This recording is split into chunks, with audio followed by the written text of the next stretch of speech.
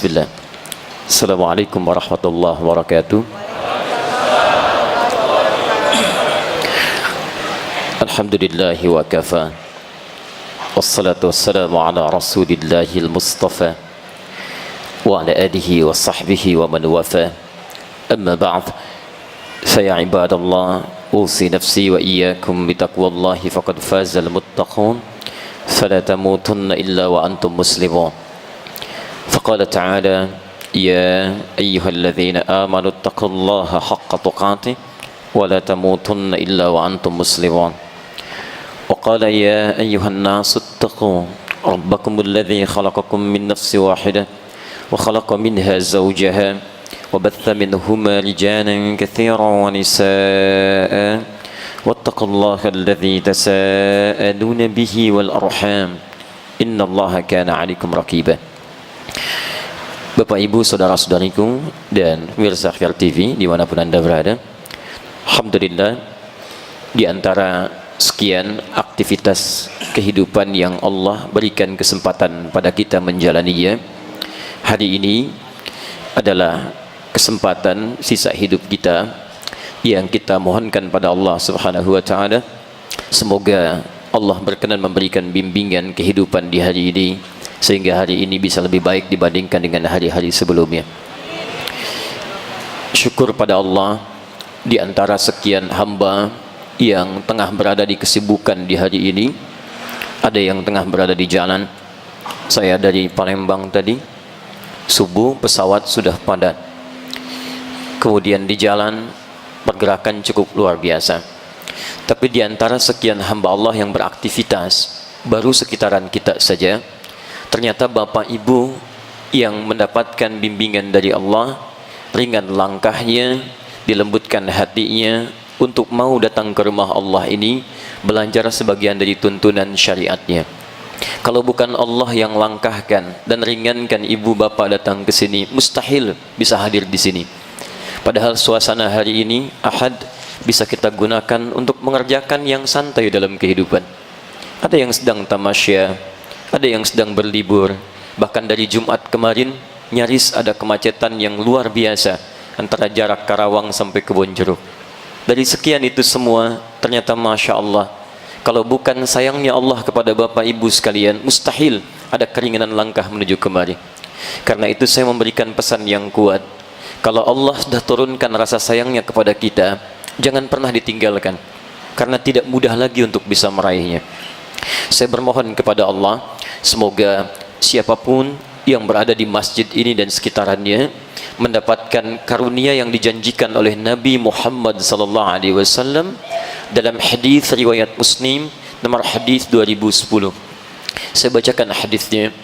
Qala Rasulullah SAW, satu kali Rasulullah SAW pernah bersabda, bima ma'na majtama'a qaumun fi baitin min buyutillahi, tidak akan pernah berkumpul berdesakan hamba-hamba Allah di satu tempat di rumah-rumah Allah, yatluna kitab Allah, dengan tujuan ingin belajar sebagian dari tuntunan kitab Allah, wa yatadarasunahu fima bainahum, kemudian mereka diskusikan pelajari dengan sesamanya, illa ghasyiyatuhum rahmah, kecuali saat mereka mulai belajar sampai berpisah itu, rahmat Allah akan diliputkan di sekitaran mereka.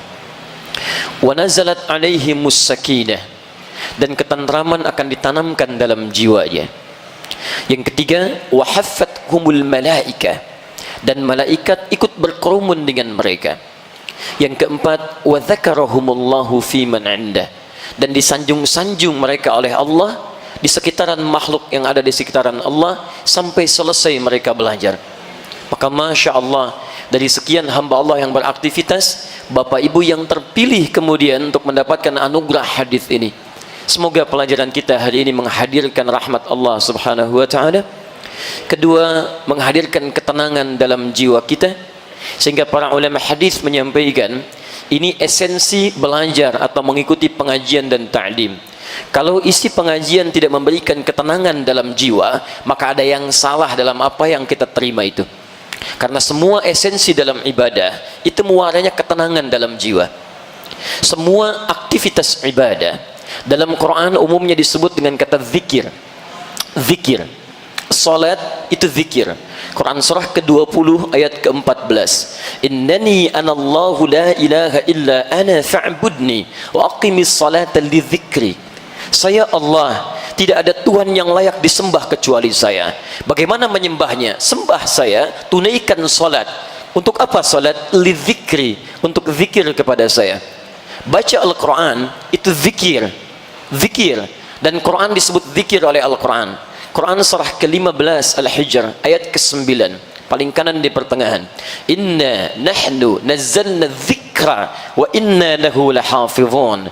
Kami telah turunkan Al-Quran sebagai zikir. Quran disebut sebagai zikir. Penghafal Quran dia sedang berzikir. Bahkan menghafal Quran 4 kali disebutkan di satu surah yang sama. Quran surah ke-54 ayat 17, ayat 22, ayat 32, ayat ke-40. Walaqad yassarnal Qur'ana lidzikri fahal min muddakir. Sungguh kami telah mudahkan Al-Quran untuk diingat, dihafalkan. Menghafal Quran disebut sebagai zikir. Jadi ketika antum sedang menghafal Quran, anda sedang berzikir. Doa itu zikir. Quran surah ke-7 Al-A'raf ayat 205. Wadhkur rabbaka fi nafsika tadarruan wa khifatan wa dunal jahri minal qaul. Silahkan berdoa, berzikir kata Quran dalam jiwamu dengan kalimat-kalimat yang lembut, dengan kata-kata yang menyentuh.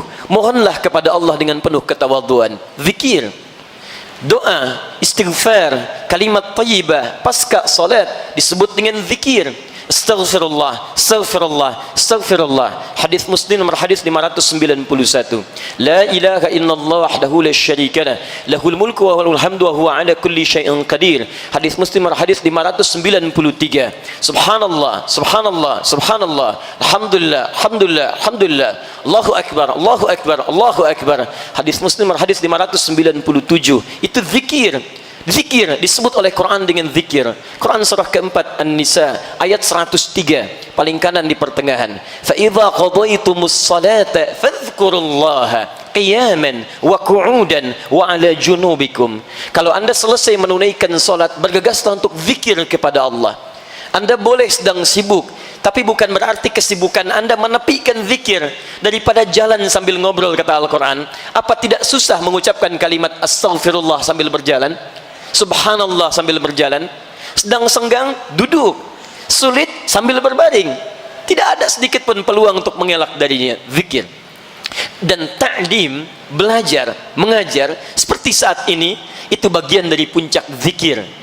Karena itu Nabi menyebutkan bahwa di hadis Muslim tadi nomor hadis 2010 disebut amalan kita dengan zikir. Dan zikir yang baik itu adalah zikir yang memberikan ketenangan kepada jiwa. Quran surah ke-13 ayat ke-28. Ala bi dzikrillahi tatma'innul qulub. Yakinkan dirimu, jika zikirmu benar kepada Allah, maka dampaknya ke hati pasti tenang. Ini rumus, Bu.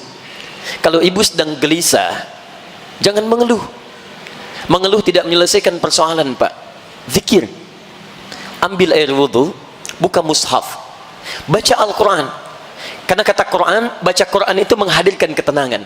Walaupun solusi belum datang, tapi ketenangan diberikan. Nikmat. Antum gelisah, ambil wudhu, salat. Apalagi ke masjid, Masya Allah. Masjid itu disebut tempat paling menenangkan di muka bumi. Quran surah kedua Al-Baqarah ayat 125 paling kanan di pertengahan. Wa idz ja'alna al-baita mathabatan lin-nasi wa amna. Dan ketika kami jadikan bait Ka'bah, masjid sekitarannya, tempat pusat bagi ibadah manusia dan tempat yang paling menenteramkan di bumi. Jadi kalau bapak ibu datang ke Ka'bah, segelisah apapun, sebesar apapun persoalannya, itu di depan Ka'bah bisa tenang kita. Tiba-tiba menangis, tenang. Masjid begitu. Antum gelisah, ambil air wudhu, datang ke masjid, salat 2 rakaat. Jangankan salat, masuk masjid aja auranya sudah beda. Masya Allah, begitu masuk salat, duduk, tenang, bawa kipas angin, plak, tidur aja. Saking tenangnya. Alhamdulillah. Mudah-mudahan materi kita hari ini ada manfaat yang insya Allah Allah mudahkan untuk kita semua. hasilnya menghadirkan ketenangan dalam jiwa dan bisa kita amalkan dalam kehidupan. Baik, kita mulai materi kita, dan seperti tema yang disampaikan pada hari ini adalah tentang berwudu tanpa boros menggunakan air. Mohon izin supaya membiasakan dulu, saya terbiasa untuk menguraikan dulu referensi-referensi dari Al-Quran dan hadis terkait materi yang coba kita akan uraikan. Kalau wudu, seperti apa wudu dalam Al-Quran dan Sunnah? Kemudian disebutkan jangan boros, seperti apa ukuran jangan boros dalam Al-Quran dan Sunnah? Bila ada itu didapati, itu lebih baik dijadikan sebagai rujukan dibandingkan kita mengungkapkan pendapat pribadi. Baik, kita mulai bahasan kita. Saya harus ukur dulu, ya, sampai kapan keterangan ini disampaikan dan apakah ada dialog atau tidak. Saya mohon izin bertanya dulu. Kita sampai jam berapa, Pak? 8.30. Berarti kita cuma punya waktu 30 menit, ya. Sampai jam berapa? 9, 10. Silahkan, ya. Baik, silahkan. Sampai jam 11 gak ada masalah. Saya jam 9 pulang, ya. Jam 11. Untuk penyampaian materi ini sampai 8.30. Baik, materi 8.30, selebihnya diskusi. Baik, tanya jawab sampai jam 11. Asal Ustadz tetap di sini. Baik. Bismillah, kita mulai. Kita mulai pertama tentang bahasan wudu dulu, baru kemudian seperti apa wudu yang baik. Perhatikan baik-baik, saya turunkan dulu keterangan dari Al-Quran. Cara belajar yang baik itu, jika akan membahas persoalan tentang ibadah, maka ada 3 turunan, 3 hal yang mesti diurai. 3 hal ini itu diisyaratkan dalam Al-Quran, surah kedua Al-Baqarah ayat 129, posisi paling kiri sebelah atas. Kemudian dijawab di Al-Quran surah kedua Al-Baqarah ayat 151, posisi paling kanan sebelah bawah. Yang Al-Baqarah ayat 129 itu bahkan dimulai 30 generasi sebelum Nabi SAW dilahirkan. 30 generasi, setiap generasi bisa ribuan tahun. Jadi sebelum Nabi Muhammad SAW dilahirkan, Nabi Ibrahim dan Nabi Ismail sudah berdoa kepada Allah supaya nanti ada Rasul yang diutus. Rasul ini lahir di sekitaran Ka'bah. Perhatikan doanya. Jadi Nabi Ibrahim, Nabi Ismail sudah meninggikan bangunan Ka'bah, tugas selesai, berdoa kemudian di samping Ka'bah. Di antara doanya, Quran surah kedua Al-Baqarah ayat 129. Rabbana wab'ath fihim rasulan minhum. Ya Allah, mohon utus nanti seorang rasul yang lahir di sekitaran penduduk dekat Ka'bah ini. Dan tidak ada seorang rasul yang lahir di sekitaran Ka'bah kecuali Nabi Muhammad SAW. Nabi Ismail alaihissalam lahir di Palestina, Kanaan. Kemudian baru diantarkan ke Mekah, diabadikan di Quran surah ke-14 Ibrahim ayat 37. Tapi yang lahir di sekitaran Ka'bah cuma Nabi Muhammad SAW. Saya ilustrasikan lokasinya. Bismillah. Bisa agak panjang sedikit? Saya boleh menulis? Boleh, ya? Bismillah. Ibu kelihatan insyaallah? Belum, ya? Belum, Bu. Belum saya tulis. Bagaimana bisa kelihatan? Belum, ya? Saya tulis dulu baru kelihatan, ya. Ini saya ilustrasikan. Kalau ini Zamzam Tower sekarang, ya. Ini geser sedikit. Kalau ke kirinya di sini ada Hilton. Di sini ada kipas angin pertama. Yang ini ada toilet di sini. Kipas angin yang kedua di sini. Kemudian ini geser sedikit ke sini, ada Istana Raja. Ini Jabal Qubais. Ini Istana Raja di sini. Kemudian kita jalan ke sebelah sini, kisaran 30 meter ada security, pos satpam, CCTV-nya di sebelah sini. Satu orang penjaganya, seragamnya coklat. Kemudian geser sini, ini tiang listrik yang besar, lampu. Ini tiang lampu yang kedua, ini tiangnya lebih kecil dari ini, tapi ini sudah tidak ada. Geser sini, ke arah sini, kisaran 100 meter. Di sini ada tempat ngambil air zam-zam. Kalau ibu bapak ingin ambil air zam-zam yang pakai jerigen, jangan maksa yang kesini Bu, di masjid, di kelamaan. Ini lebih bebas ini. Ya, kita pakai selang, pakai macam-macam, lebih cepat di sini. Kemudian di sebelah sini, nah ini lokasi dilahirkan Nabi SAW. Disamarkan sekarang menjadi museum, Al-Maktabah Qadimah, supaya tidak dikultuskan. Karena tidak sedikit datang orang ke sini salah kiblat, Bu. Ibu bisa bayangkan. Kita di sini di Pondok Indah sudah benar kiblatnya. Ada orang ke Mekah sudah tahu kiblatnya Ka'bah di sini, salatnya bisa menghadap ke sini. Karena itu oleh pemerintahan setempat kemudian ini disamarkan jadi perpustakaan atau museum. Kemudian dikasih peringatan di sini pojok sebelah kanan. Di sini ada gambar, ada orang sholat, ada yang ruku, ada yang ngelap-ngelap, kemudian dicoret tanda silang. Kemudian ada bacaan di atasnya, ya, dilarang untuk beribadah menghadap ke sini. Ini tidak benar. Dituliskan pakai bahasa Arab, bahasa Inggris, bahasa India, Urdu, plus bahasa Indonesia. Jadi orang Indonesia pun ada yang pernah salah, ya. Makanya ditulis pakai bahasa Indonesia. Buktinya nggak ada bahasa Jepang karena tidak ada orang Jepang salah ke sini. Baik, ini geser, ini di sini ada bukit, matahari terbit dari sini, sinarnya ke sini. Ya, jadi matahari terbitnya di atas rumah Nabi lewat sini, bulan juga terbitnya di atas rumah Nabi, adanya di atas rumah Nabi malamnya. Di siang malam itu bercahaya. Saya bisa sampaikan ini karena saya sendiri datang ke situ dari mulai terbit matahari saya perhatikan sampai dengan malamnya. Ke sini kemudian ada terminal Mahbas Al-Jin, ya, kemudian ke sini ada bukit lagi panjang. Nah, ini pusat niaganya Sayyidah Khadijah. Saking kayanya satu bukit segini. Menikah dengan Nabi. Di sini kemudian ada pintu Marwah. Di sini ada toilet sekarang. Di sini ada posisi rumah Nabi setelah berumah tangga. Geser sedikit, tarik lurus ke sini. Ini cahaya matahari ke sini. Di sini ada tangga ke bawah. Ada tangga di sini, ini yang pakai eskalator. Sini ada penjaga polisi. Ada bangku satu warna merah. Turun. Ini Babus Salam. Di sini pintu Babul Ali. Di sini rumahnya Abbas bin Abdul Muttalib. Lahirnya di sini Ka'bah.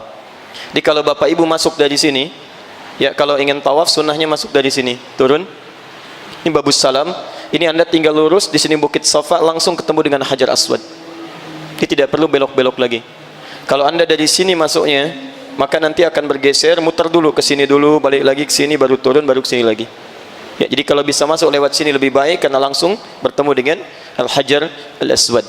Ya, ini saya sebutkan Hilton tadi, di sini kediaman sahabat Abu Bakar radhiyallahu taala anhu. Ini toilet pertama, yang ini toilet, ini kipas angin satu, ini kipas angin dua. Yang di sini parlemen Quraisy dulu. Ya, yang di sini mereka merencanakan pembunuhan terhadap Nabi. Di sini ada Abu Jahal, Abu Lahab dan abu-abu yang lainnya yang tidak baik. Jadi yang lahir di sekitaran Ka'bah hanya Nabi Muhammad sallallahu alaihi wasallam. Dan uniknya, ini yang paling menarik.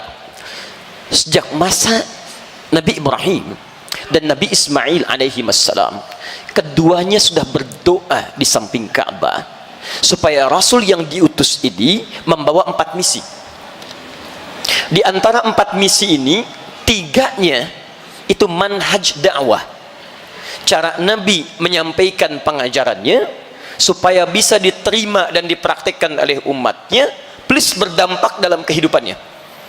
Jadi bukan sekedar diterima, tapi ada dampak dalam kehidupan. Awas, hati-hati.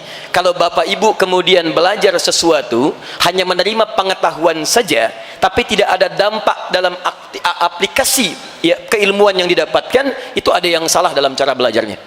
Nanti kita lihat, ya, kita lihat.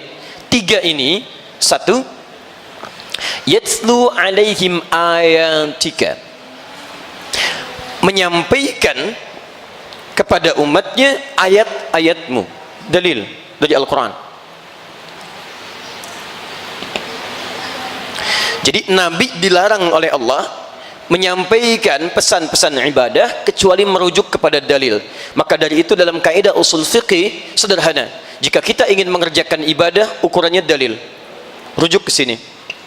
Ada dalil, kerjakan. Tidak ada dalil, tidak usah repot. Jadi Allah menginginkan kita mudah dalam ibadah, bukan ingin mempersulit. Jadi ukurannya sederhana, ada, kerjakan, tidak ada, kita tinggalkan. Sebaliknya urusan dunia itu boleh semua kecuali yang dilarang. Jadi kalau Bapak Ibu cari urusan dunia, jangan tanya dalil, itu repot. Pulang dari sini mau beli jus alpukat, begitu pesan, bang jusnya 1, dalilnya mana, ayo. Susah kayak gitu, ya, gak akan dapat kita, ya. Ini rujukannya. Yang kedua,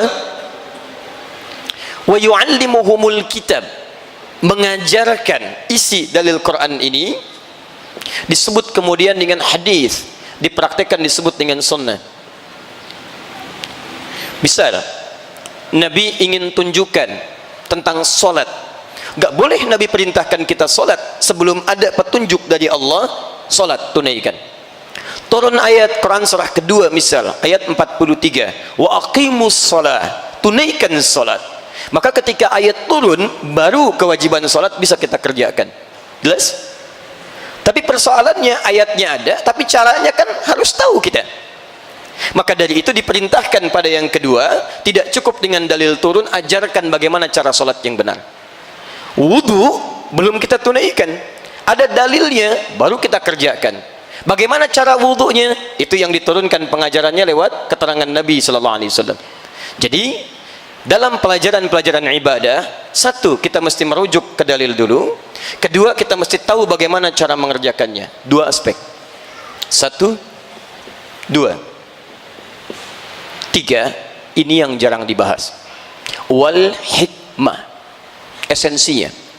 Hikmahnya. Hikmah. Esensi. Kenapa kita diminta sholat?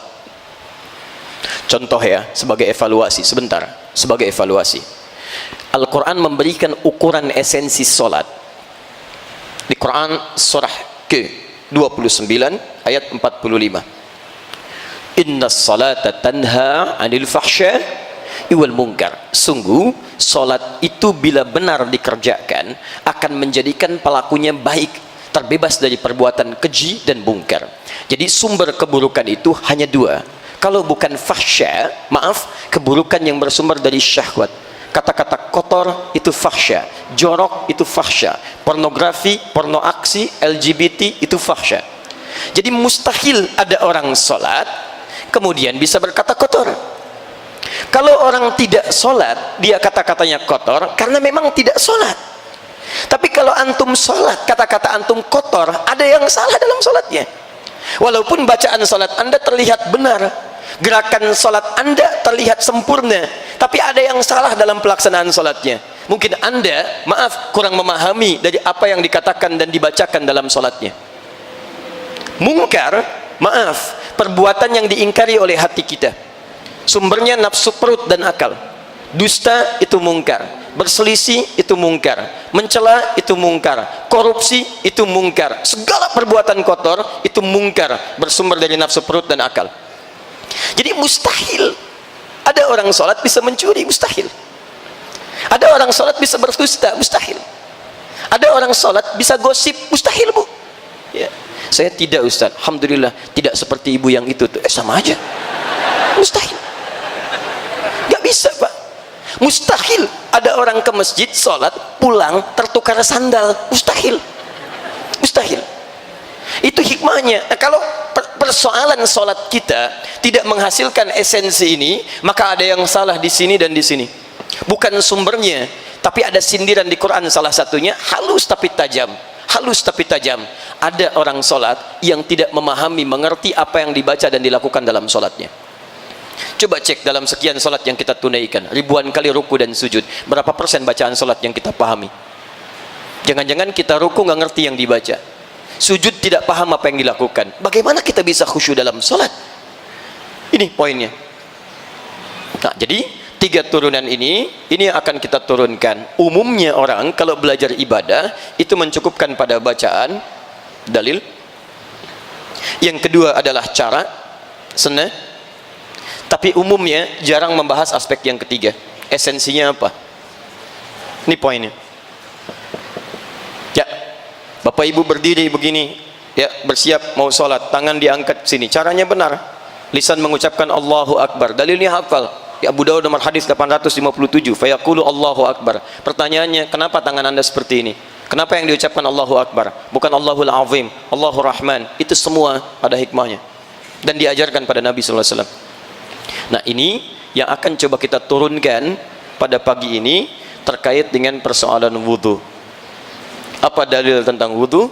Bagaimana cara berwudhu? Dan apa esensi wudhu?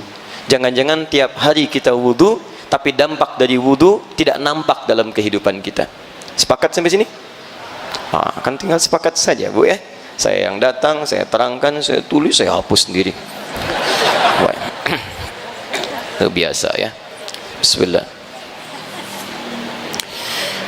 Saking pentingnya tiga hal ini, itu diingatkan langsung oleh dua orang Nabi, Ibrahim dan Ismail alaihi wassalam, sebelum kelahiran Nabi Muhammad sallallahu alaihi wasallam. Itu jarak ke Nabi Muhammad ke Nabi Ibrahim sekitar 30 generasi. Setiap generasi bisa ribuan tahun. Nabi Musa ke Nabi Muhammad sekitar 2000 tahun.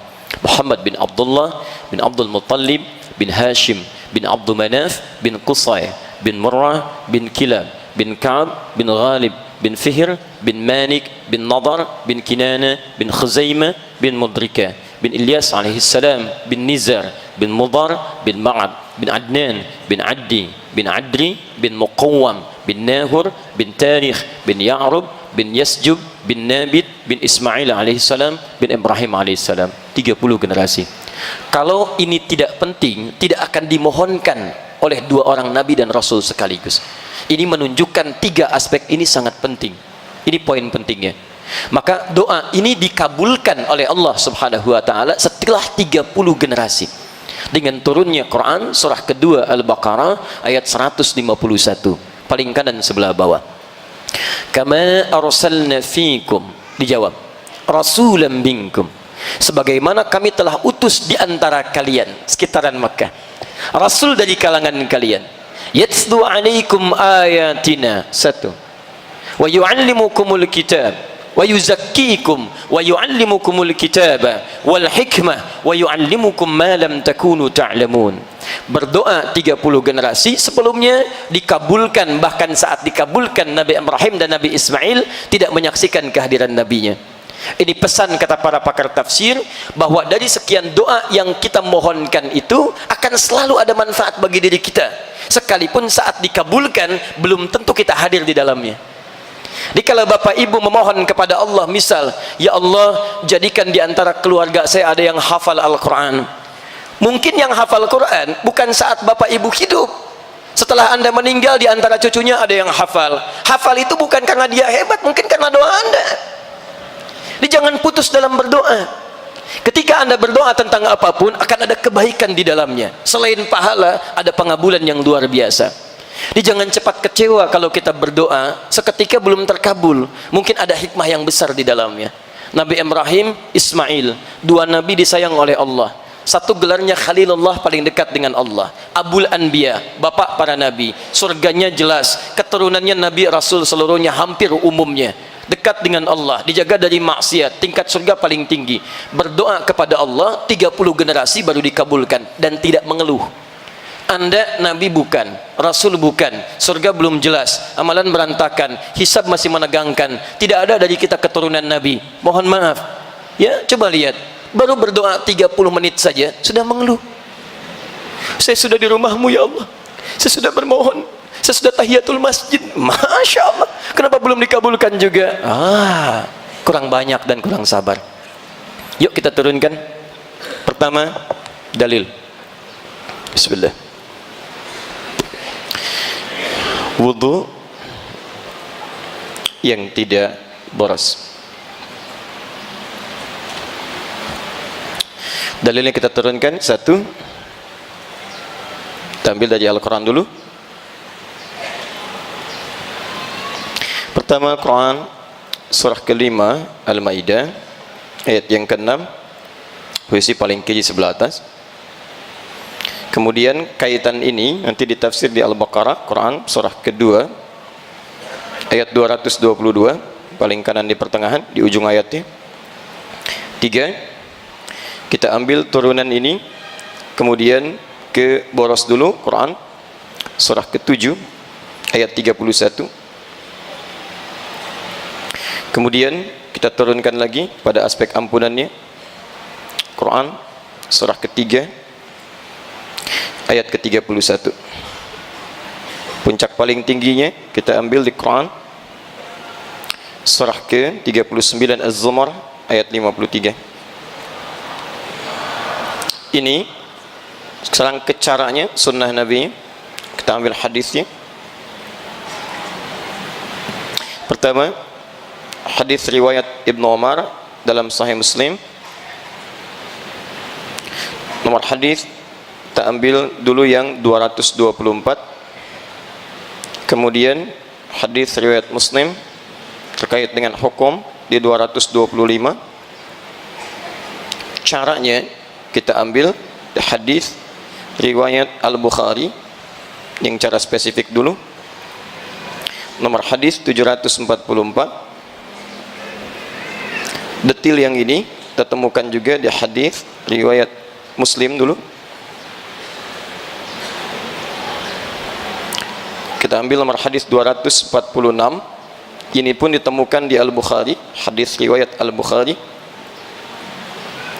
Nomor hadis 136. Ini riwayat Utsman bin Affan radhiyallahu taala anhu. Yang ini 744 ditemukan juga di hadis riwayat Muslim. Nomor hadis 397 riwayat Abu Hurairah radhiyallahu taala anhu. Kisahnya ada di kitab Subulus Salam karangan Imam As-San'ani yang berbahasa Arab di jilid kedua halaman 31. Paragraf kedua posisi paling kanan sebelah atas di kitabnya. Kemudian kita turunkan yang ini lagi hadis riwayat Muslim, esensinya terakhir hikmahnya. Berhadis 244. Ini ada turunan dari catatan Syekh Muhammad Nasiruddin Al-Albani di kitab Silsilah Al-Hadits As-Sahihah. Kata Syekh Muhammad Nasiruddin Al-Albani nomor hadis 6048. Ya. Sampai di sini pelajaran kita insyaallah. Setannya, ada setan khusus menggoda orang wudu. Hati-hati. Nanti kita bahas ya. Mudah-mudahan cukup waktunya. Kita ambil dulu aspek setannya di Quran surah kedua ayat 168 paling kanan sebelah bawah. Setan itu tugasnya menggelincirkan. Quran surah kedua ayat ke-36 seperti menggelincirkan Adam. Janji kepada Allah untuk menggoda. Quran surah keempat ayat 119. Dia berasal dari iblis. Quran surah kedua ayat 34. Iblis asalnya dari jin. Quran surah ke-18 ayat ke-50. Dan jin tidak nampak. Itu masalahnya. Quran surah ke-15 ayat 27. Ya. Ini materi kita. Waktu saya tinggal 15 menit lagi. Baik. Satu, kita mulai tentang wudu. Bapak Ibu sekalian, pertama kita ambil ukuran dulu melalui definisi apa itu wudu. Sehingga dengan ukuran itu kita bisa turunkan pada praktek dengan mudah. Wudu itu ada dua pemaknaan. Satu, pemaknaan secara bahasa.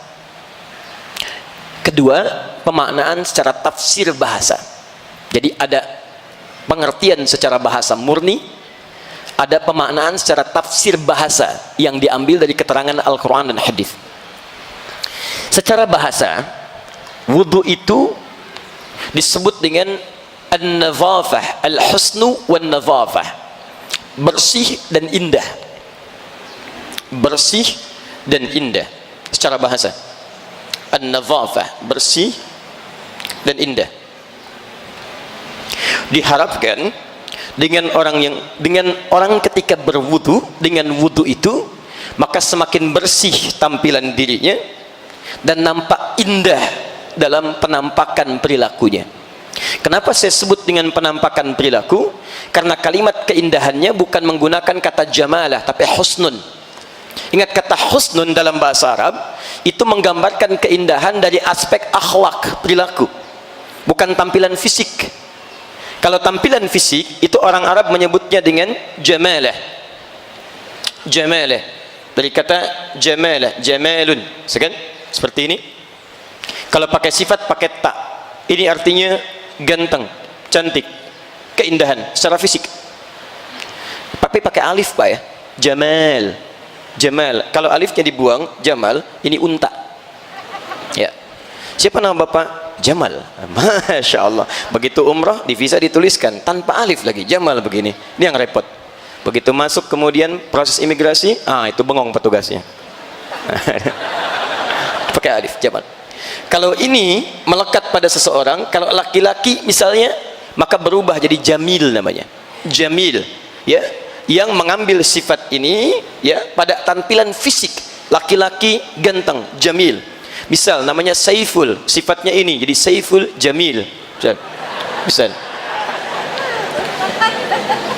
Kalau perempuan tambah tak di ujungnya, Jamilah, cantik secara fisik. Misal namanya Mulan, pakai Jamilah, Mulan Jamilah. Misal. Kenapa? Contoh saja.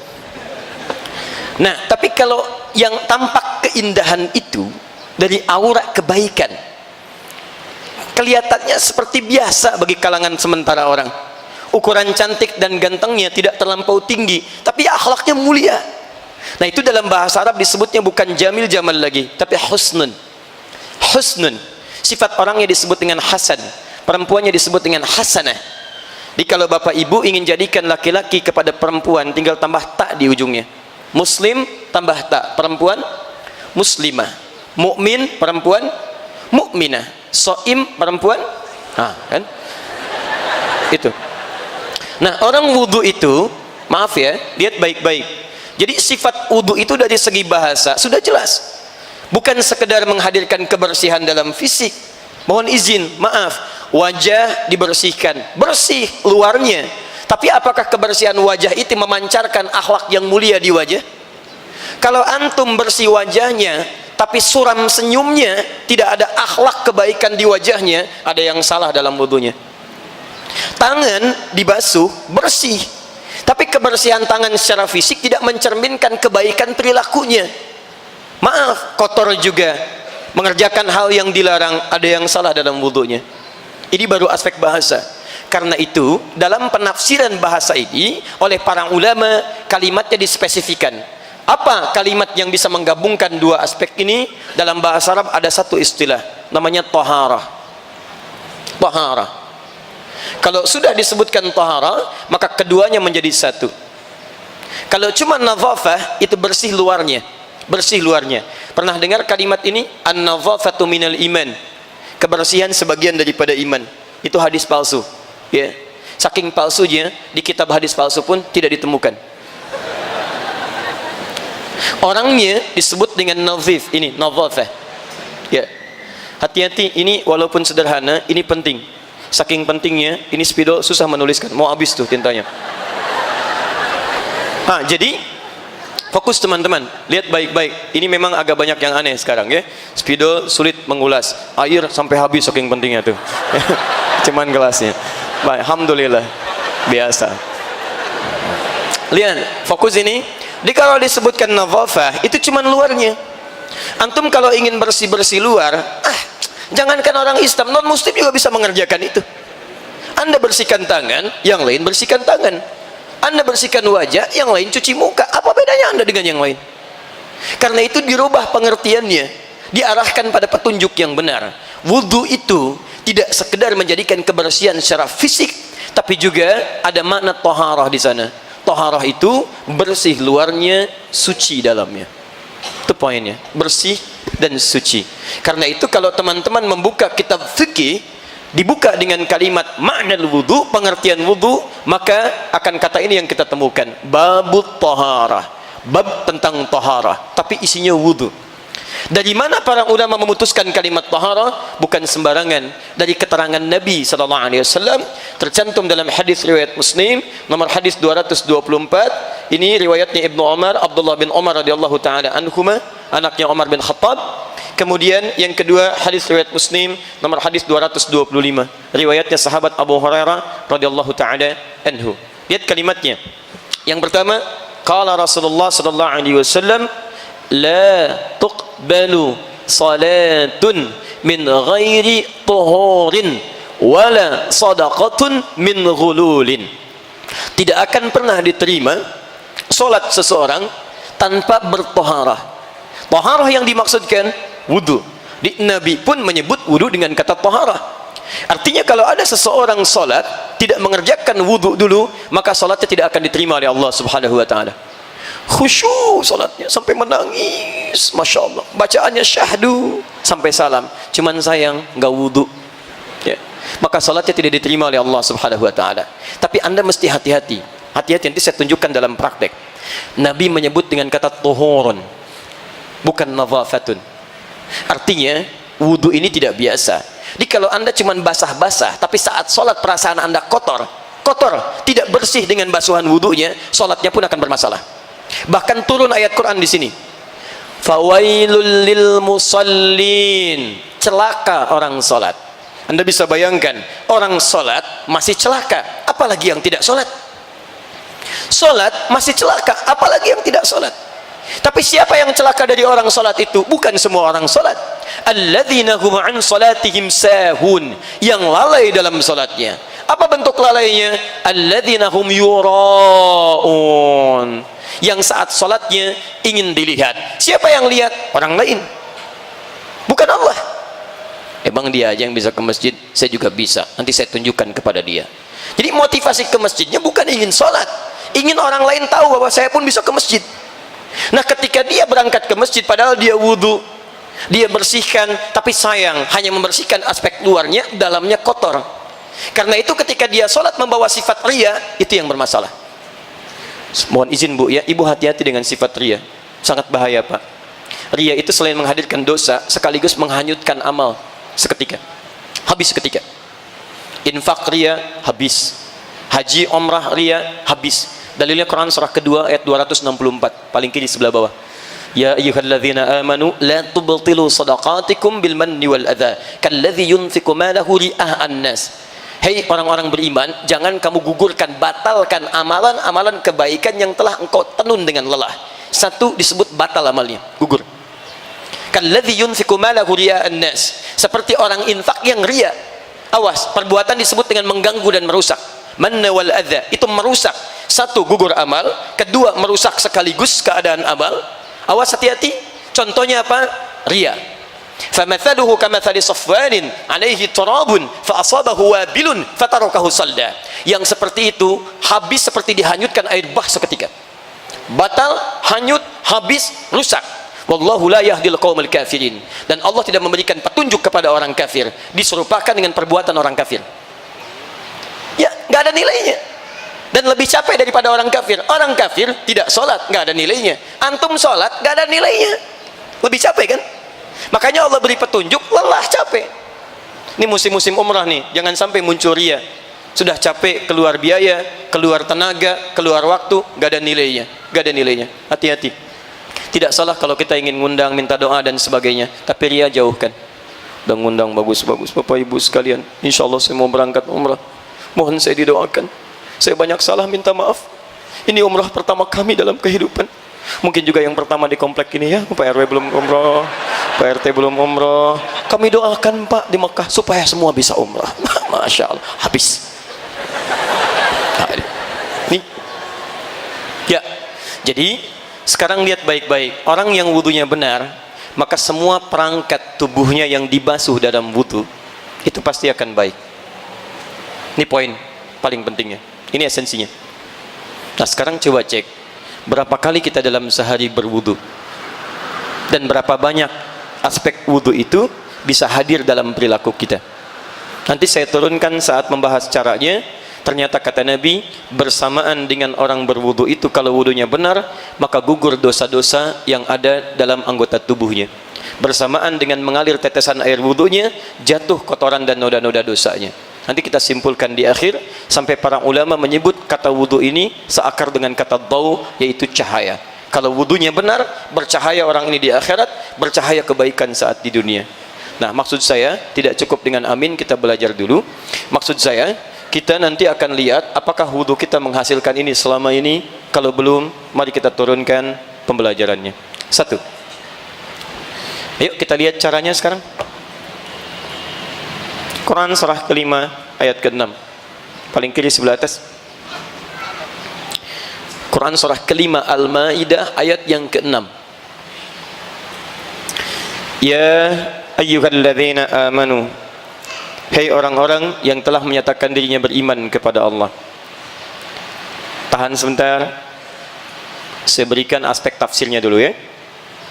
Kalau ada ayat Al-Quran dibuka dengan kalimat iman, artinya informasi yang akan disuguhkan lewat ayat itu sekaligus menjadi indikator keimanan pemiliknya. Semakin cepat kita merespon dan serius mengerjakannya, ini pertanda iman kita berada di level yang baik.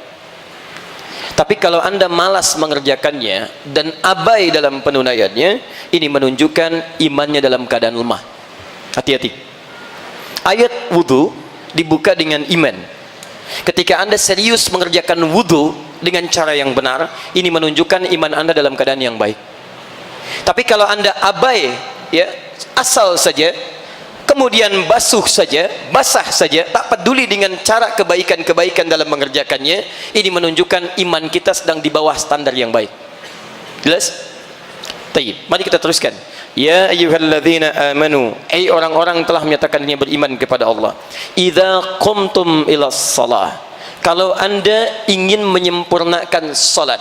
Kalimat kumtum aqama yuqimu aqimu aqim yuqimuna artinya sempurna.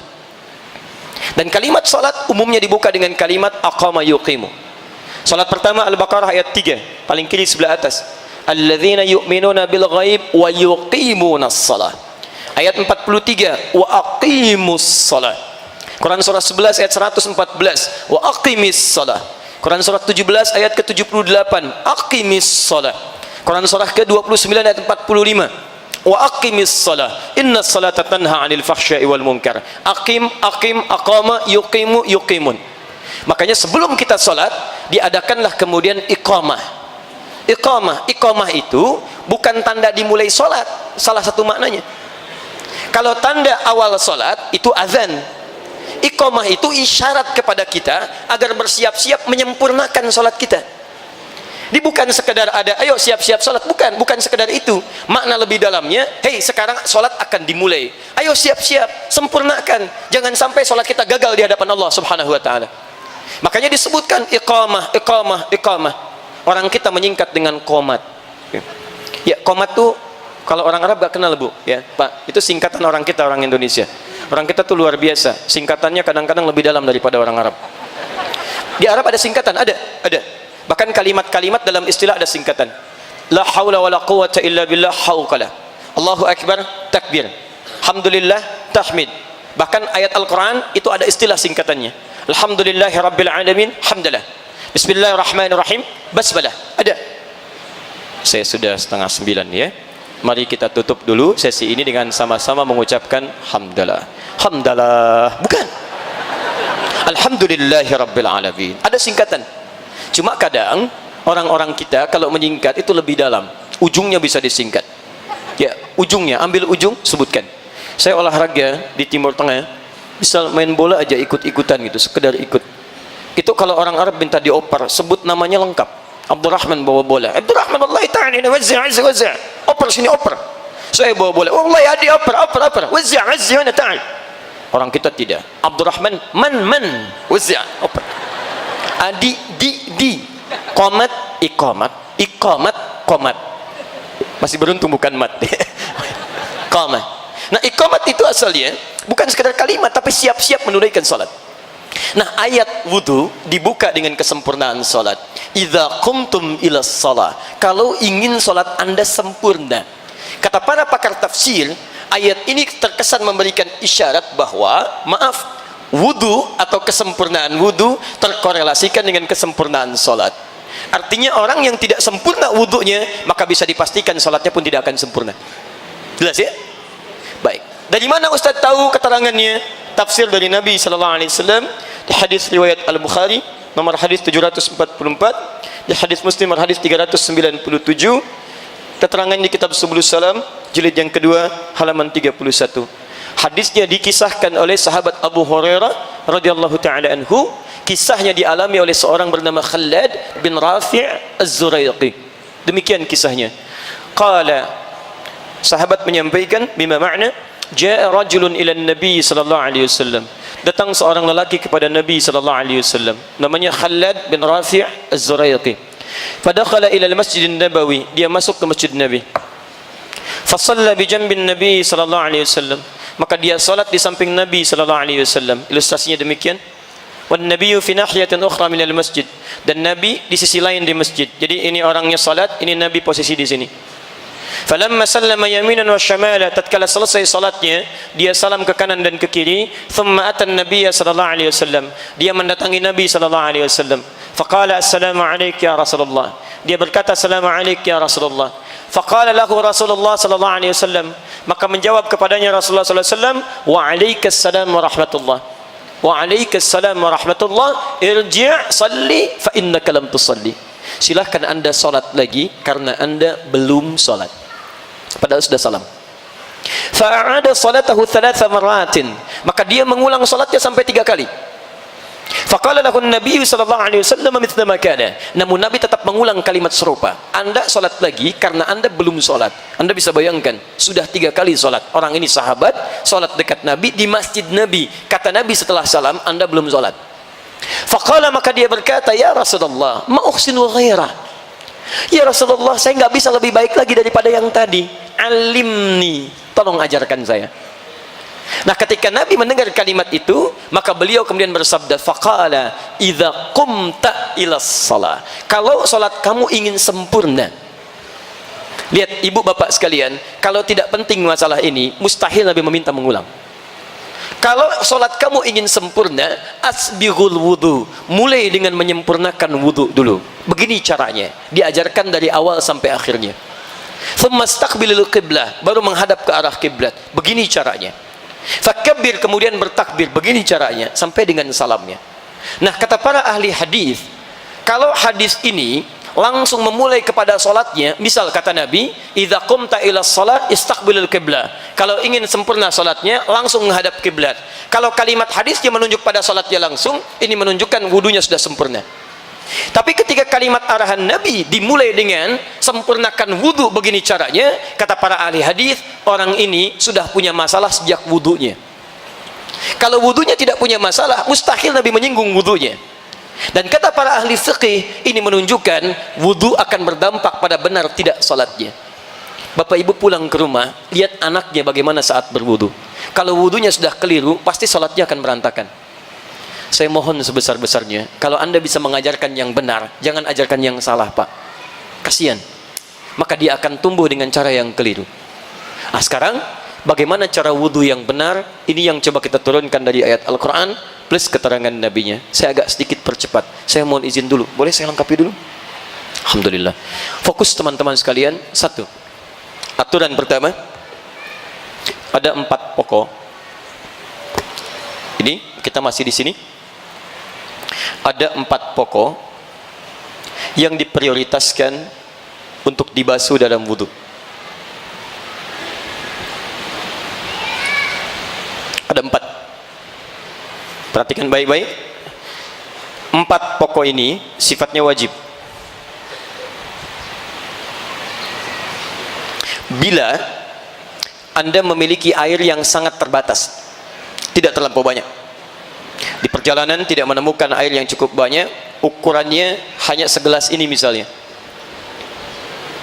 baik, dan anda cukup untuk minum pada misalnya jatah air yang lain, atau misalnya ada gelas-gelas air untuk yang lain untuk minum. Ada sebagian bisa digunakan untuk wudu, cuma segini volume airnya. Fokus. Maka jika masih ada air bisa digunakan, cukup membasuh yang 4 ini, maka jangan dahulukan tayamum. Dahulukan yang 4 ini dulu. Jelas ya? Maka dahulukan yang 4 ini dulu sebelum kita memilih untuk tayamum. Tayamum itu babnya belakangan. Sepanjang airnya masih bisa digunakan, cukup untuk yang 4, maka ini dahulukan. Apa yang 4 itu? 1. Faghsilu wujuhakum. Wajah. Satu-satu. Saya langsung praktekkan. Perhatikan sini. Yang disebut wajah itu adalah tampak depan dari kepala, mulai dari kening ini turun ke bawah ini, termasuk mata, sela-sela ini, fokus, sampai ke dagu sini bawah. Dan mohon maaf sebentar, ikhwan laki-laki teman-teman yang ada jenggotnya, termasuk dengan menyelai-nyelai jenggotnya. Maaf sedikit aja, sedikit saya tekankan. Hukum jenggot itu sunnahnya memelihara, bukan menumbuhkan. Jadi kalau teman-teman ada jenggot, rawat dengan baik, yang rapi, merapikannya. Tapi kalau belum ada jenggot atau tidak punya jenggot, tidak usah maksa. Ya gak usah beli timun, beli arang, gosok-gosok, tidak. Gini, sedang apa mas? Sunnah. Bukan. Sunnah itu merawat, ya, merapikan. Baik. Dan area bawah di sini, masuk di bawah telinga di sini. Ya, bagian dari dagu yang paling bawah. Nah, sekarang perhatikan baik-baik. Saya mau simpan mic ini supaya mudah mempraktekkan dengan kedua telapak tangan. Fokus baik-baik. Bahasa Al-Qur'annya pertama, untuk membasuh wajah menggunakan kata ghassala. Perhatikan baik-baik. Faghsilu pakai ghassala. Ini untuk wajah menggunakan ghassala. Ghassala itu mengambil airnya dan dibasuhkan ke tempat yang akan dibasuh, ditumpahkan ke tempat yang akan dibasuh. Contoh, kita mohon izin misalnya, saya ilustrasikan mengambil air langsung dari keran misalnya. Saya minta bantuan. Izin Pak, sebelah sini saja. Ini misalnya kerannya. Ya, begini. Fokus baik-baik. Ini misalnya kerannya. Kemudian kita akan berwudu. Lihat baik-baik. Ambil airnya. Saya belum bicara boros ya. Saya bicara ambil wudu dulu. Ambil airnya. Kemudian ghassala, tumpahkan di tempat yang akan dibasuh. Kemudian kita tumpahkan di wajah. Kemudian saya turunkan, lihat baik-baik. Saya tumpahkan ini ke sini. Nah, perhatikan sekarang. Ini ada jemari, satu yang telunjuk. Ini diusahakan kita fungsikan dengan baik dengan membersihkan ujung-ujung mata di sini. Jelas ya? Sehingga kotoran bisa dibersihkan dengan baik. Yang kedua yang jempol, ini kita gunakan untuk membasuh yang bagian belakang di sini. Ya, diambil airnya, tumpahkan di wajah seperti ini. Kemudian basuh yang belakangnya. Yang ada jenggot kita kemudian selai-selai. Paham ya? Baik. Berapa kali? Nah, lihat baik-baik. 3 itu adalah batas maksimal. Bila sekiranya basuhan pertama dan kedua itu dirasa belum sepenuhnya menjangkau bagian tubuh yang harus dibasuh. Kalau pertama 1 kali saja misal kita rasakan sudah sampai keseluruhan terbasuh, maka itu bisa dianggap cukup. Jelas ya? Jika dirasakan belum cukup, tambah yang kedua. Atau jika kita ingin lebihkan kebaikannya sampai yang ketiga, itu tidak ada masalah. Dan Nabi pernah berwudu dengan 2 kali. Tidak ada masalah di situ. Jelas? Tapi jangan sampai 4 dan seterusnya. Karena hadisnya mengatakan, "Faman zada faqad 'asa Abul Qasim." Siapa yang sengaja menambahkan, melebihkan sehingga muncul aspek boros di situ pada air, dia telah melawan Nabi sallallahu alaihi wasallam, bermaksiat kepada Nabi. Paham sampai sini? Baik. Sekarang ini baru bagian yang pertama. Ketika masuk bagian yang kedua, kerannya kita perbaiki dulu jika turun. Baik. Seperti ini. Baik. Yang kedua, setelah wajah, wa aydiyakum ilal marafiq. Tangan sampai siku. Bapak boleh duduk sebentar supaya tidak capek. Sekarang perhatikan sini. Mana tangan? Dia. Lihat baik-baik Bu ya, Pak ya. Di dalam fikih itu beda kalimatnya dengan pengucapan kalimat biasa. Kalau kalimat biasa disebutkan tangan itu disebut dengan yadun, yad. Dari sini ujung finger, jari-jari sampai ke sini. Ujung sini dekat ke bahu. Ini tangan, yad bahasa Arabnya, yad. Tapi kalau Anda nanti membaca dalam fikih, Masya Allah, diksi Al-Quran dan hadis itu spesifik ketika memerintahkan kita untuk mengerjakan sesuatu dengan tangan. Nah, akan disebutkan bagian fungsi-fungsi dan batasnya. Contoh, ini yadun sampai sini. Tapi kalau sampai sini, ini mirfaq namanya, siku. Jamaknya marofik.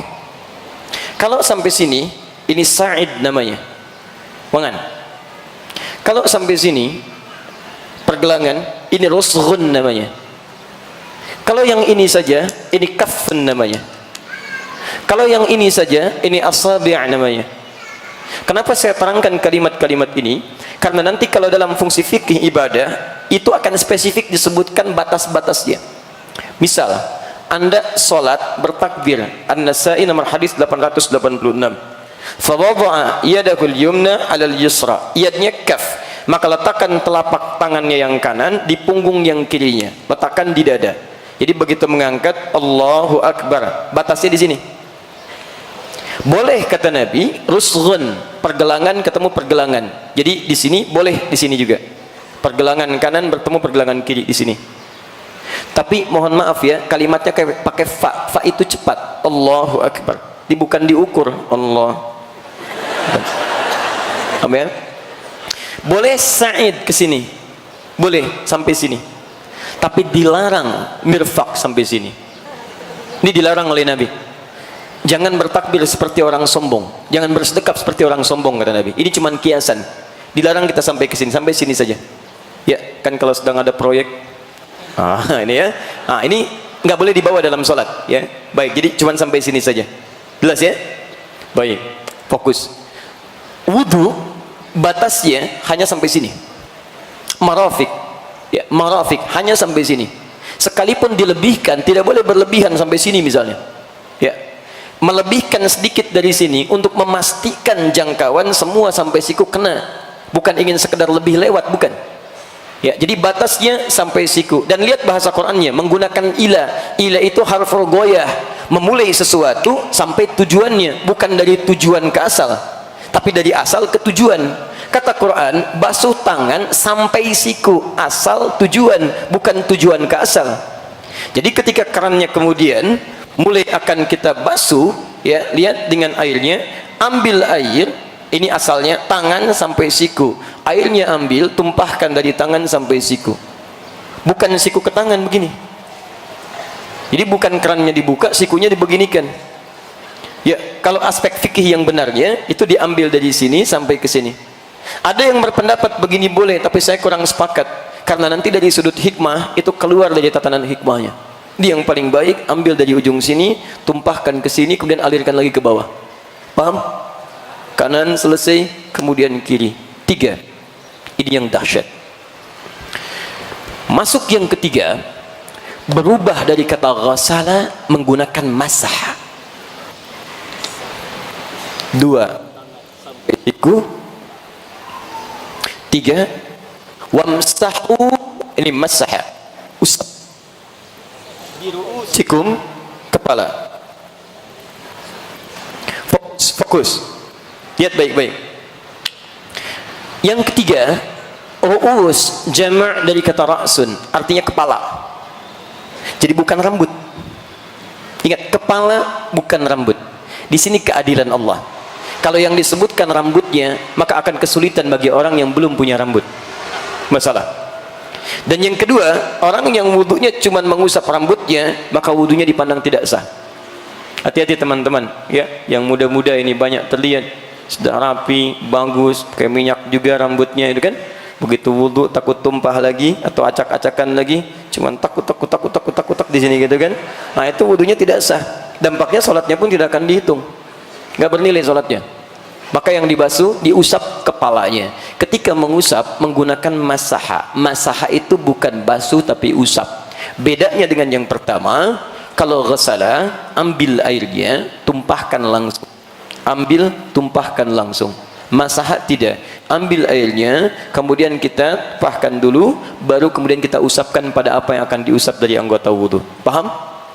Hebatnya, ini kalau bukan firman Allah, mustahil kalimatnya begini. Mustahil. Ketika mengusap, tiba-tiba ditambah dengan ba wamsahu bi ru'usikum. Ba wamsahu bi ru'usikum. Lihat ya. Allah bisa berfirman begini, wamsahu ru'usakum, bisa. Tapi kenapa menggunakan ba? Ini rahasia besarnya. Huruf ba dalam standar bahasa Arab itu setidaknya ada 14 makna. 14 arti. Nanti lihat di kitabnya Mughnil Labib an Kutubil A'arib karya Ibnu Hisham Al-Ansari dari halaman 25 sampai halaman 59. Disebutkan 14 makna dalam bahasa Arab. Ba dalam Bismillahirrahmanirrahim itu ba-nya punya makna sendiri. Ba dalam innamal a'malu binniyat, ba-nya punya makna sendiri. Ba dalam alaihissallahu bi ahkamil hakimin, ba-nya punya makna sendiri. Dan kenapa dalam ayat mengusap kepala menggunakan huruf ba? Setidaknya dari 14 itu ada 3 makna dari 14 itu. 1, Namanya istighraq. Istighraq itu artinya menunjuk pada sesuatu keseluruhan, luas pada umumnya. Kalau diterapkan pada wudu, artinya fokus baik-baik, ambil airnya, kemudian setelah itu tumpahkan begini, maka Anda basuhkan dari depan sini sampai ke belakang. Ya. Nabi dikisahkan menerapkan bagian pertama ini, mengambil hatta adbara itu bagian belakang, ambil, usap dari depan ke belakang. Boleh kalau ingin dibalikan ke depan, tidak ada masalah. Yang penting dari depan sampai ke belakang, umumnya keseluruhan. Maka ini makna ba yang pertama.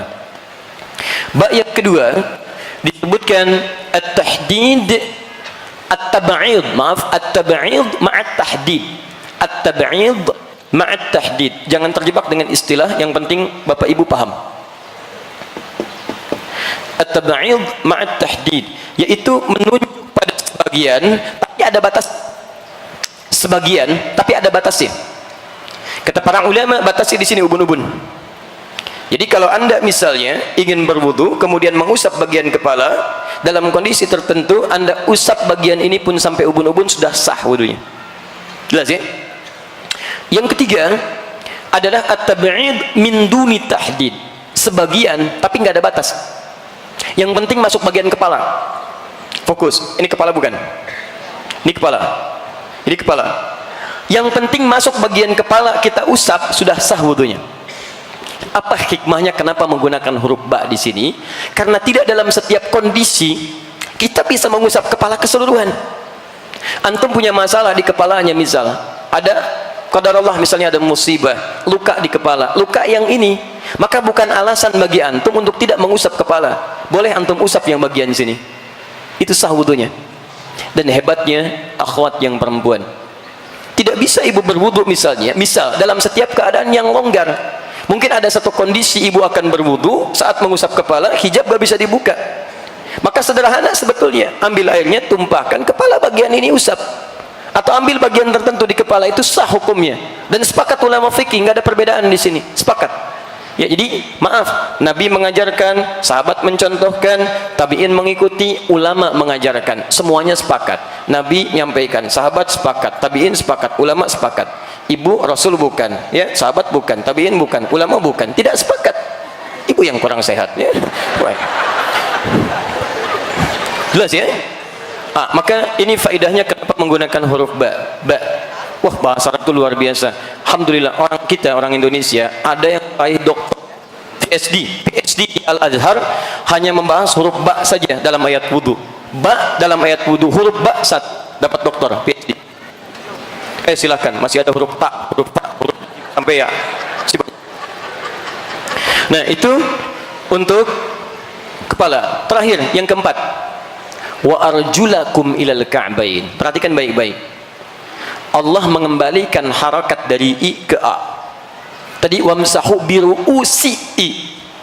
Tapi ketika menyebut kaki kembali ke a. Wa arjulakum, ikut hukum sebelumnya. Ketika kalimatnya menggunakan a bukan i, berarti hukumnya diikutkan pada hukum yang awal. Wa aidiakum a, pakai a. Wa arjulakum a, berarti hukum membasuh kaki sama dengan hukum membasuh tangan. Artinya salah bukan masaha. Ini basuh kaki. Karena ghasala, maka prakteknya, mohon izin, mudah-mudahan teman-teman atau kamera bisa melihat dengan baik. Perhatikan baik-baik. Saya mohon izin, barangkali saya berikan contoh begini. Maaf, kaki saya mengangkat sedikit lebih tinggi, saya copot kaos kakinya. Perhatikan baik-baik. Yang basuh pertama, karena menggunakan ghasala, maka airnya diambil, ditumpahkan di kaki. Batas kakinya, mohon maafkan saya angkat agak tinggi ya supaya terlihat. Batas kakinya itu dari sini jemari bawah sampai ke pergelangan kaki di sini, mata kaki. Jelas ya? Baik, ini mata kaki sampai sini, sampai mata kaki, ingat batasnya. Ini rijlun sampai sini, ini rukbatun, ini ruslun, mankab. Ini mata kaki, ini lutut, ini paha. Awas, kenali baik-baik ya. Tadi kepala, tadi tangan, ya, sampai ke kaki. Kepala, pundak, lutut. Sekarang masuk ke sini. Lihat sekarang. Lihat, fokus. Cara membasuhnya, ambil, tumpahkan di tempat wudu, paling bagus bagi 3. 1, Kita mulai dengan bagian pertama di jari-jari ini, sela-sela. Kalau bisa antum selai-selai dulu, ambil, kemudian selai-selai dulu di sini. Ya, gunakan kelingking. Kenapa bukan jempol Ustaz? Kegedean. Udah, jangan banyak dibahas. Ini hati-hati dengan kotoran yang di sini. Ada di sela-sela yang jempol. Karena banyak orang bermasalah sampai diancam oleh Nabi. Ada orang yang diancam dengan siksa kubur karena sengaja meninggalkan kotoran di kakinya. Karena tidak sopan. Antum masuk ke sini pakai sepatu kotor, diterima nggak oleh DKM? Tidak. Antum menghadap Allah pakai kaki kotor. Kan tidak menyenangkan. Dan dia tahu itu kotor, cuman sengaja nggak dia basuh. Maka seakan-akan menghadirkan maksiat yang nyata di hadapan Allah Subhanahu wa taala dan diancam dengan hukuman yang besar. Satu di sini. Kedua, ambil air, tumpahkan lagi. Usap bagian belakang di sini, bagian belakang. Ketiga, ambil air keseluruhan, maka ratakan keseluruhannya. Ya, basuh keseluruhan. Selesai 4 ini. Paham? Baik, saya teruskan sebentar. Wah. Ini yang 4. Kita baru belajar cara. Nah, yang 4 ini diprioritaskan kalau kondisi airnya memang diduga cukup hanya membasuh yang 4 itu saja dan bisa digunakan. Maka jangan dulu dahulukan tayamum, tapi prioritaskan yang 4. Jika airnya cukup banyak, maka kita sempurnakan dengan sunnahnya dan tambahan pahala bisa kita raih. Apa di antara sunnahnya? Pertama, mulai ya dengan kita berniat membaca bismillah, kemudian kita menyela-nyela tangan, ambil air, ya, kita basuhkan dulu, sunnah pertama. Kedua, selesai kita kumur-kumur. Di antara kumur-kumur ini boleh kita sambil menyikat bagian gigi, membersihkan. Ya, laula an asyqa ala ummati, kata Nabi, kalau saya tidak bermaksud memberatkan kepada umatku, la amartuhum bisiwak 'inda kulli salati. Aku akan perintahkan mereka menyikat giginya sebelum mereka salat. Sebelum mereka salat atau saat mereka salat. Ada yang menafsirkan sebelum salat gosok-gosok begini, ada yang menafsirkan saat wudu dia bersihkan, supaya sisa makanan yang menyelip di gigi itu bisa dihilangkan dengan cara digosok-gosok itu. Bisa menggunakan sikat gigi atau mungkin bagian dari jemari seperti ini. Paham ya? Baik, jadi ambil, kumur-kumur, nah kemudian tumpahkan. Sunnah dari berkumur-kumur ini adalah yang kedua, menghirup ke hidung, istinsyak namanya. Hirup sebagian airnya ke hidung, kemudian kita istinsyar, keluarkan kotorannya ya dari daerah hidung. Saya ulang, sunnah pertama ini basuh tangan, kedua kumur-kumur, ketiga hirup sebagian, istinsyak, keempat keluarkan, istinsyar. Sunnah selanjutnya, fokus baik-baik, telinga, membasuh telinga. Ini caranya bisa langsung sekaligus dari kepala begini, turunkan kemudian ke telinga, boleh. Boleh juga setelah kepala ambil air lagi untuk membasuh telinga. Itu sah karena dua hadisnya ada dari satu sahabat yang sama, yaitu Utsman bin Affan radhiyallahu taala anhu. Posisinya ada di sini. Hadis Muslim hadis 246. Ya, boleh sampai di sini. Kemudian ke ujung kaki sudah selesai, kerjakan dengan tertib. Sunnah selanjutnya baru ditutup dengan doa. Dan di sini saya akan berhenti sejenak. Doa ini sunnah juga dalam wudu, diakhiri dengan doa. Pertanyaan saya, apa doanya? Doanya disebutkan di sini. Hadis Muslim hadis 244, juga ada di silsilah hadis as-sahihah karya Syekh Muhammad Nasruddin Al-Albani nomor hadis 6048. Saya bacakan doanya. Asyhadu an la ilaha illallah wa asyhadu anna Muhammadan Rasulullah. Teruskan, belum selesai. Allahumma ij'alni minat tawwabin waj'alni minal tahan sebentar. Perhatikan pertanyaan saya. Kita sering membaca doa ini, paham nggak dengan artinya? Sekarang perhatikan esensinya. Saya bacakan artinya. Allahumma ij'alni, ya Allah, mohon ya Allah, jadikan aku minat tawwabin, termasuk orang tobat. Anda kan baru wudu, kenapa doanya doa tobat? Kan yang kita kerjakan wudu. Kenapa saat baca doanya selesai tobat? Ini yang saya maksudkan dengan taharah.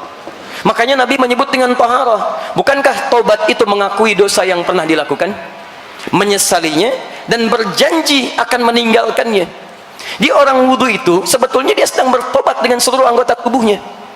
Makanya silahkan cek kenapa hikmahnya yang dibasuh dalam wudu itu umumnya anggota tubuh yang sering kita gunakan beraktivitas. Wajah dengan mata menatap, lisannya berbicara, kumur-kumur, Lihat tangan, ini yang menyentuh, megang macam-macam. Dari ujung jemari sampai ke sini, gerak.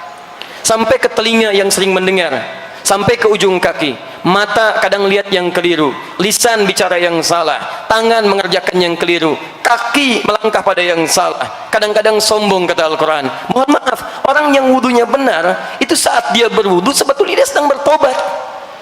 Jadi begitu Anda misal berkumur-kumur, itu bukan sekedar mengeluarkan kotoran fisik yang ada di lisan. Tapi kata Nabi, saat benar-benar dia, hadis Muslim hadis 246, saat benar-benar dia mengeluarkan air di mulutnya, bersama itu jatuhlah kotoran dosa-dosanya. Di Anda saat berkumur-kumur itu, coba ingat-ingat, ini salah apa lisan kita? Barangkali kita merasa baik, tapi orang lain menilai kita itu sering salah dengan lisan kita. Bicara yang tidak menyenangkan, sering mencela orang lain, kadang-kadang gibah, bicara yang tidak elok dalam kehidupan. Ini kan aneh, minimal 5 kali wudu. Kalau sekali wudu masih salah, barangkali agak wajar. Tapi kalau 5 kali dibasuh masih kotor juga, perlu berapa kali dibasuh lagi? Saya basuh tangan sekali masih kotor, wajar lah, nggak kesentuh. 2 kali masih kotor, 3 kali agak kurang wajar, 5 kali dibasuh masih kotor juga. Antum butuh berapa basuhan lagi? Seharusnya orang yang berkumur minimal 5 kali dalam sehari itu bersih lisannya. Selesai. Tidak ada hubungan dengan dengan dusta lagi, berkata yang kotor lagi, kalimat yang tidak menyenangkan. Dimohon izin kalau ada setiap hari wudu lisannya kotor, ada yang salah dalam wudunya. Evaluasi. Sampai ke tangan digunakan untuk menulis. Kadang-kadang menulis yang tidak baik, bikin status, menulis yang tidak benar, hoax, mencela orang lain. Atau Anda yang tanda tangan proyek yang tidak jelas, katanya wudu, bahkan baru wudu lagi, Masya Allah, Pak ini ada proyek, Masya Allah nilainya miliaran, tapi sifatnya haram. Silakan Pak tanda tangan. Sebentar ya, saya wudu dulu. Wudu dulu, Masya Allah. Habis wudu baru tanda tangan. Mustahil. Tangan yang dipakai taat, mustahil dipakai maksiat. Mustahil. Ya teman-teman, mustahil itu. Tidak akan pernah tangan digunakan maksiat. Lisan yang dipakai sholat, mustahil digunakan maksiat. Kaki yang dipakai untuk ibadah, dibasuh dengan wudu, mustahil berbuat yang tidak elok. Mustahil. Ayo Pak, di sana ada proyek, nilainya besar Pak. 100 miliar, bagian Bapak 20%. Tidak, saya berwudu, mohon maaf. Naik deh Pak, 50%. Sebentar, saya istikharah dulu. Masya Allah, istikharah dulu. Yes. Jadi kalau seseorang sudah bertobat itu, dia janji. Teman-teman evaluasi, coba tangannya salah apa? Selesai wudu, hilang. Kalau belum, wudu lagi. Waj'alni minal mutatahhirin. Mutatahhirin adalah orang-orang yang selalu memperbaiki diri untuk bersih luarnya, suci dalamnya. Dari kata taharah. Mutatahhir, orang yang berusaha suci. Kalau sudah suci disebut dengan tahir. Kalau ibu bapak wudunya seperti ini, fokus ya, wudunya seperti ini, taubat, kemudian taharah, bersih luar dalam, maka Anda langsung disebut oleh Al-Quran berpeluang mendapatkan cinta Allah subhanahu wa ta'ala. Itu ada di Quran surah kedua ayat 222. Ini Quran surah kedua ayat 222, di ujung ayatnya, innallaha yuhibbut tawwabina wa yuhibbul mutatahhirin. Allah akan mencintai orang-orang yang berusaha untuk taubat dan selalu membersihkan atau menyucikan dirinya. Yuhibbut tawwabina wa yuhibbul mutatahhirin. Anda berdoa setiap wudu, Allahumma ij'alni minat tawwabina waj'alni minal mutatahhirin. Minat tawwabina minal mutatahhirin. Innallaha yuhibbut tawwabina wa yuhibbul mutatahhirin. Jadi kalau wudu Anda bagus, taubat Anda benar, Anda tinggalkan maksiat, Anda raih taat kepada Allah, maka cinta Allah akan Anda raih. Itu poinnya yang dahsyat. Kalau cinta Allah sudah kita raih, maka yang pertama Allah berikan bagi kita semua adalah ampunan dari semua dosa. Semua dosa diampuni. Itu ada di Quran surah ketiga ayat 31. Dosa sebesar apapun, walaupun israf dalam dosa. Quran surah 39 ayat 53. Perhatikan rumusnya. Saya berakhir di sini. Qul, Quran surah 3 ayat 31. Qul in kuntum tuhibbunallaha fattabi'uni. Katakan Muhammad, jika kalian serius mencintai Allah, ikuti saya, ikuti Nabi. bagaimana Nabi beraktivitas dalam kehidupan, termasuk wudunya ikut Nabi. Kalau Anda bisa melakukan itu, perhatikan, ini persamaannya. Perhatikan, yuhibbukumullah, maka cinta Allah akan diberikan kepada Anda. Nah, saat Allah mencintai seorang hamba, apa yang diberikan? Wa yaghfir lakum dzunubakum, maka Allah akan ampuni seluruh dosa-dosanya. Selesai. Jadi kalau kita wudunya benar, perbaiki wudu lagi, perbaiki wudu lagi, perbaiki wudu lagi, taubat, taubat, mutatahhir, mutatahhir, masya Allah. Itu diantara tanda dicintai oleh Allah Subhanahu Wa Taala. Jadi kalau bapak ibu ingin berusaha meraih cinta Allah, Anda dicintai pasangan hidup, bahagianya luar biasa. Kenapa tidak ada yang ingin dicintai oleh Allah Subhanahu Wa Taala? Ada yang tidak punya dosa di sini? Boleh angkat tangan? Yang sedikit? Yang banyak? Lalu saking banyaknya nggak bisa angkat tangan kan? Dan sekarang diberikan peluang untuk diampuni dosa, kenapa tidak kita raih? Bahkan israf. Israf itu dosa paling tinggi. Boros dalam dosa. Jadi semua pengen diraih. Kalau ini bohong saja, ini mencela saja, ini pukul saja. Kalau yang ini, kalau ada orang berbuat dosa belum dia kerjakan, kayaknya kurang. Mas, sudah pernah mukul orang? Belum saya. Tuh ada di sana. Mana? Datang. Oh, masya Allah. Jadi kalau belum melakukan dosa, gatal tangannya. Tiba-tiba dia ingin kembali, maka ada jalan untuk kembali di Quran surah 39 ayat 53. Qul ya ibadiyalladzina asrafu ala anfusihim la taqnatu min rahmatillah. Hei, katakan Muhammad pada hamba-hamba Allah yang banyak dosanya berlebih, jangan putus asa dari rahmat Allah. Caranya salah satunya ini, taubat dan perbaiki dalam wudu. Jelas di sini? Baik, syaratnya tidak berlebihan juga dalam wudunya, karena israf diantaranya bermakna berlebihan dalam menggunakan sesuatu, termasuk air wudunya. Maka kami tutup dengan Quran surah ke-7 ayat 31. Ya bani Adam khudhu zinatakum 'inda kulli masjid. Hai anak cucu Adam, silahkan berikan tampilan terbaik saat ada panggilan dari masjid, maksudnya salat, kenakan yang terbaik, termasuk wudu dengan baik. Wa kulu washrabu wa la tusrifu. Silahkan makan, minum, tapi jangan berlebihan. Tusrifu, kalimatnya menggunakan israf, bukan dimakan minum saja. Dosa bisa israf, wudu bisa israf. Karena ada orang minum berlebihan, ada orang menggunakan air berlebihan. Minum pakai air, wudu pakai air.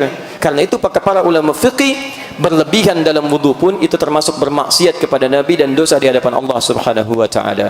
Jadi kalau nanti gunakan air, ada 3 sifat air dipakai wudu. 1, air yang seperti ini berada dalam satu wadah tertentu. 2, air yang ada dalam keran yang bisa diatur. 3, air yang mengalir seperti di sungai atau lautan sekitarnya. Kalau yang 3 itu nggak ada masalah. Yang seperti ini dengan keran itu yang kita kondisikan. Saya akhiri, kalau pakai keran, maka kita atur, jangan sampai terlampau berlebihan. Ya, saya biasanya seperti ini. Biasanya kalau ada keran, nah ini biasanya kalau tidak dikecilkan, maka kita ambil dulu. Kemudian setelah kita ambil ya air secukupnya, lalu setelah itu kita coba matikan kerannya. Jadi kita ambil begini, kita matikan, kemudian kita basuh. Untuk tangan kita ambil dari sini, ini kita matikan. Ya, nah, itu bisa menghemat air dan cukup luar biasa. Ini kalau seperti ini, ya, saya ambil contoh yang ini karena lebih mudah konsekuensinya. Jadi seperti ini, ambil airnya begini, tutup, ya, kemudian baru kita basuhkan ke wajah. Ambil lagi airnya, baru kemudian ke tangan sampai siku. Kenapa tadi tidak siku dari tangan, tapi tangan sampai siku yang ini dulu? Karena ini yang sering banyak kita gunakan dalam keseharian. Ini yang banyak dosanya dibandingkan yang ini. Makanya saat Anda basuh dari sini, bayangkan dosa apa yang pernah dikerjakan oleh jemari-jemari kita. Ya, paham ya? Sampai ke sini, sampai kita turunkan lagi. Itulah barangkali inti materi yang kita bahas dalam kesempatan ini. Sudah dulu ya. Saya mau ke Turki ya, jadi mohon izin. Jadi kita pamit dulu. Ini nanti insya Allah ya, kita nanti ini bawa. Nanti staf kami di Akhir TV akan bawa ini. Ini akan dikumpulkan, dirapikan dalam bentuk tulisan. Dalam sesi Al-Quran Sunnah Solution, nanti insya Allah terhubung dari Turki, kita akan jawab pertanyaan-pertanyaan ini. Ibu sekalian, bapak sekalian, ini yang bisa saya sampaikan. Kalau benar itu dari Allah, kalau salah mohon maaf, itu kesalahan saya pribadi. Tolong saya dimaafkan, saya bertobat di hadapan Allah Subhanahu Wa Taala. Pesan saya, jika Anda belum mampu berlomba dengan orang soleh meningkatkan kebaikan, maka segeralah berlomba dengan para pendosa untuk bertobat dan beristighfar kepada Allah Subhanahu wa taala. Berwudulah dengan baik sehingga bisa mendapatkan dau. Dau adalah cahaya, dan saya tutup dengan hadis Nabi sallallahu alaihi wasallam bima makna satud'a ummati yaumal qiyamati ghurral muhajjalin. Umatku akan dipanggil pada hari kiamat dengan cahaya meliputi dirinya, min atharil wudu, dari bekas wudunya. Dan kata para ulama, akan nampak cahaya itu di dunia pada aura-aura kebaikan dalam dirinya. Subhanakallahumma wa bihamdika asyhadu an la ilaha illa anta astaghfiruka wa atubu ilaik, wa akhiru da'wana alhamdulillahi rabbil alamin wal 'afu minkum. Assalamualaikum warahmatullahi wabarakatuh.